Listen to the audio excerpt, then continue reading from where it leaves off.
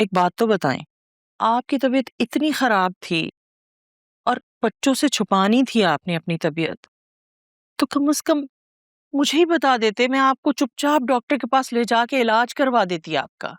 लेकिन आपने भी अपनी बीवी से खैरियत बरती। अब आपकी अम्मा बार बार फोन कर रही हैं और इतनी बातें सुना रही है ना कि क्या बताऊं मैं आपको।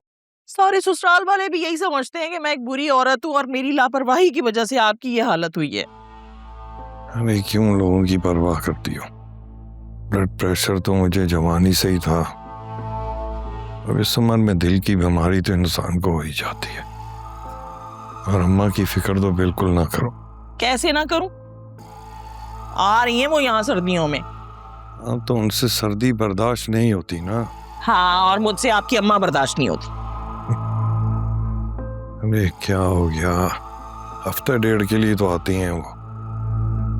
वासे बिना अजीब जोरू का गुलाम ही निकला। यकीन करें, बातों बातों में मैंने इतनी बातें सुनाई है ना उसे, मगर मजाल है कि जूं तक रेंगी हो उसके कान में। मजाल है कि उसने बीवी को एक लफ्ज भी डांट के कुछ कहा हो।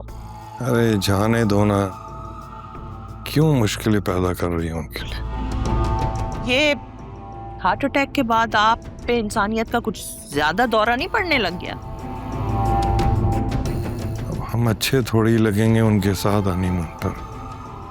मजाक उड़ाएंगे लोग।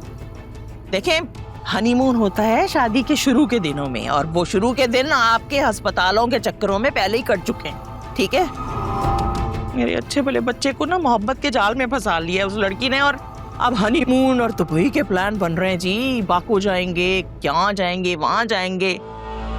लेकिन मैं भी नहीं जाने दूंगी इन लोगों को। मैंने सोच लिया है, देखती हूँ कैसे जाते हैं। आप सुन रहे हैं ना?